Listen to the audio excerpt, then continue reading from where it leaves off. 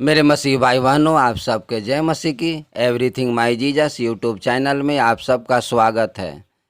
तो मेरे भाइयों, आप सब कैसे हैं? हम आशा रखते हैं कि आप सब प्रभु यीशु मसीह के मीठे और पवित्र नाम में आशीषित और आनंदित होंगे। तो दोस्तों, आज हम एक ऐसे विषय पे बातचीत करने के लिए आपके बीच में हम आए हैं, जो परमेश्वर के वचन से आज हम सीखेंगे, जो हम सब के लिए बहुत ज़रूरी है और इम्पोर्टेंट भी है।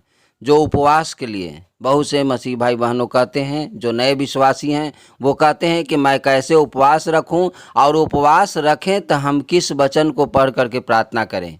तो मेरे मसीह भाई बहनों, आज इस वचन से हम सीखेंगे कि परमेश्वर पिता का वचन हमें क्या बताता है और कैसे है जो हम उपवास को रख सकते हैं। तो आगे को देर न करते हुए मेरे मसीह भाई बहनों, हम वचन में चलते हैं ताकि हम वचन से सीख सके। तो वचन हम देखते हैं, सबसे पहले यशाया के पुस्तक को देखेंगे, 58 अध्याय के 4। उसमें कहता है, सुनो, तुम्हारे उपवास का फल यह होता है कि तुम आपस में लड़ते और झगड़ते और दुष्टता से घुसे मारते हो। जैसा उपवास तुम आजकल रखते हो, उससे तुम्हारी प्रार्थना ऊपर नहीं सुनाई देगी। हाँ मेरे प्यारे मसीह भाई बहनों, यहाँ पे देखते हैं कि हम सब की आज प्रार्थना का उत्तर क्यों नहीं मिलता है। हम सब उपवास रखते हैं लेकिन उसका प्रतिफल क्यों नहीं मिलता है? क्योंकि यहाँ वचन में कहता है कि हम सब है जे उपवास तो रखते हैं, लेकिन हमारा मन लड़ाई झगड़ा पे लगा हुआ रहता है, एक दूसरे के साथ दुष्टता के साथ लगा हुआ रहता है। हम एक दूसरे को घुस्से मारते हैं, लड़ाई झगड़ा करते हैं, और जब हम उपवास रखते हैं तो उसका प्रतिफल है जो हम सबको नहीं मिलता है। क्योंकि वो जो प्रार्थना हम करते हैं वो प्रार्थना प्रभु के पास पहुंचता ही नहीं है। क्योंकि यहाँ साफ लिखा हुआ है कि तुम्हारी प्रार्थना ऊपर नहीं सुनाई देगी।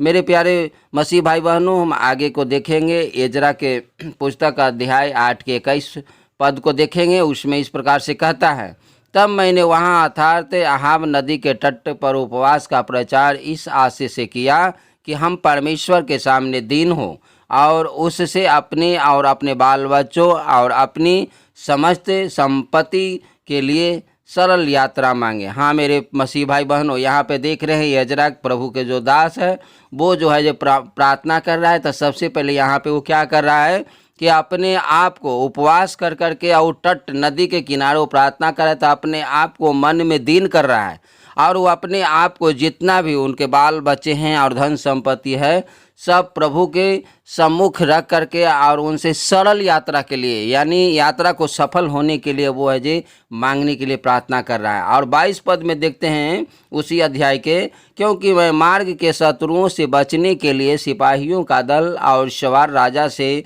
मांगने से लजाता था, क्योंकि हम राजा के यह कह चुके थे, हमारा परमेश्वर अपने सब खोजियों पर भलाई के लिए कृपा दृष्टि रखता है, और जो उसे त्याग देते हैं उसका बल और कोप उनके विरुद्ध है।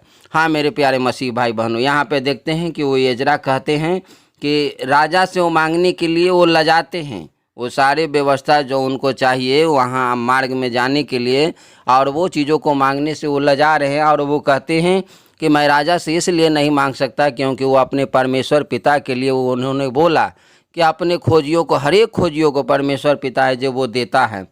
और हम देखते हैं अगला वचन में देखते हैं 23 पद में देखते हैं कि उसमें क्या कहता है, इसी विषय पर हमने उपवास करके अपने परमेश्वर से प्रार्थना की और उसने हमारी सुनी। हालेलुया। हाँ मेरे मसीह भाई बहनों, इस प्रकार से हम सब भी प्रार्थना करेंगे तो परमेश्वर पिता जरूर सुनेंगे, और एक विषय लेके प्रार्थना करेंगे। जैसे एजरा यहाँ विषय लेकर के प्रार्थना करें, एक चीज़ वो बातों के लिए प्रार्थना कर रहे हैं कि हाँ हमें रास्ता में जाने के लिए हमें सारी व्यवस्था, सारी चीज़ चाहिए। वैसे ही हम आपके जीवन में बहुत सी ऐसी बातें हैं जो हम सबको ज़रूरी है, और वो आज तक उपवास कर रहे हैं, नहीं मिल रहा है, तो उसके विषय को रख करके आप हम सब प्रार्थना करेंगे। संभव है कि प्रभु है जो हम आपको सुनेंगे, जैसे एजरा को यहाँ सुना और परमेश्वर ने प्रार्थना का उत्तर दिया। आगे के देखेंगे योना के पुस्तक 3 अध्याय के 9 पद को देखते हैं, संभव है परमेश्वर दया करे और अपनी इच्छा बदल दे और उसका भड़का हुआ कोप शांत हो जाए और हम नष्ट होने से बच जाएं। ये उस समय के बात है जो योना के द्वारा वो परमेश्वर पिता ने निनवे नगर को नाश करने के लिए वहाँ प्रचार कर रहा था। और वहाँ का राजा है जो मन को बदला और उस सारे लोगों को बोला कि संभव है कि हम सब बैठेंगे, हम सब पश्चाताप करेंगे तो परमेश्वर पिता अपनी इच्छा को बदल देंगे और हम सबको बचाएंगे। और 10 पद में देखते हैं कि जब परमेश्वर ने उनके कामों को देखा कि वे कुमार्ग से फिर रहे हैं, तब परमेश्वर ने अपनी इच्छा बदल दी और उनको जो हानि करने को ठानी थी उनको ना किया। हालेलुया। हाँ मेरे प्यारे मसीह भाई बहनों, यहाँ पे देखते हैं कि जो नाश करने के लिए उस नगर को परमेश्वर ने जो ठाना था और योना को भेजा था कि उस नगर को हम नाश कर देंगे, और वहाँ के लोग हैं जो कुमार्ग से फिर करके और उपवास रख करके और परमेश्वर के सामने मन में दीन होकर के वो बैठे, तो परमेश्वर पिता ने उनकी सुनी और उनके ऊपर दया किया और वो नाश होने से बचा लिया। आगे को हम देखते हैं मत्ती रचित सुसमाचार 6:15 में कि यीशु मसीह क्या कहते हैं, और यदि तुम मनुष्यों के अपराध क्षमा न करोगे तो तुम्हारा पिता भी तुम्हारे अपराध क्षमा न करेंगे। और यीशु मसीह कहे हैं उपवास के विषय में कि हम सबको सबसे पहले क्या है, जब हम बैठते हैं तो एक दूसरे को जो हमारी नज़र में लगता है कि नहीं उसने मेरे प्रति बहुत गलत किया है, उसके प्रति है जो हमें क्षमा करने के लिए सीखना है। 17 में कहते हैं यहाँ पे कि परंतु जब तू उपवास करे तो अपने सिर पर तेल मल और मुँह धो। और कहते हैं उपवास के विषय में यीशु मसीह के जब आप उपवास करते हैं तो अपने सिर पर तेल भी लगाएं और मुंह भी धोएं, उससे कोई फर्क नहीं पड़ता है। और 18 पद में कहते हैं ताकि लोग नहीं परंतु तेरा पिता जो गुप्त में है उसे उपवासी जाने, इस दशा में तेरा पिता जो गुप्त में देखता है तुझे प्रतिफल देगा। हाँ मेरे मसीह भाई बहनों, हमें मनुष्य से, हमें संसार के लोगों से हमें प्रतिफल की हमें आशा नहीं रखना है। इसलिए संसारों को दिखाने के लिए हमें उपवास और फास्टिंग नहीं रखना है। हमें उपवास फास्टिंग रखना है परमेश्वर को दिखाने के लिए जो गुप्त में देखता है। वो हमारे मन को, हृदय को जानता है कि हम मन से हम प्रभु के लिए है जो अपनी फास्टिंग को और उपवास को रखे हुए हैं। हाँ मेरे मसीह भाई बहनों, और हम अगला सबसे अंतिम पॉइंट को देखेंगे और उसमें हमारा यही पॉइंट है कि हम कब तक उपवास रखें।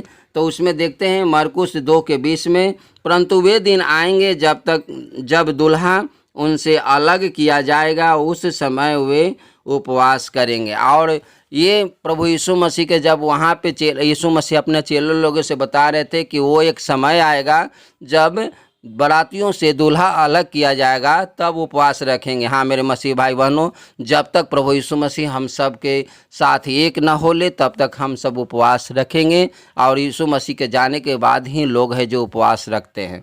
इसलिए हम सबको मन में दीन होकर के और हम सबको एक विषय रख करके प्रार्थना करना है और हम सबको वो उपवास रखना है जो आपस में प्रेम के साथ, न लड़ाई कर करके, न झगड़ा कर करके, न कुरकुरा करके, ये सारी बातों को हमें ध्यान में रखते हुए जब हम उपवास रखेंगे तो उसका उत्तर ज़रूर मिलेगा। तो हम आशा रखते हैं कि प्रभु आप सबको उपवास के बारे में अपने वचन से बातचीत किए और आप सबको आशीष दिए। इसके लिए हम बहुत बहुत धन्यवाद कि आप सब वीडियो को अंत तक देखें। आप सबको प्रभु आशीष करे। जय मसीह की। God bless you.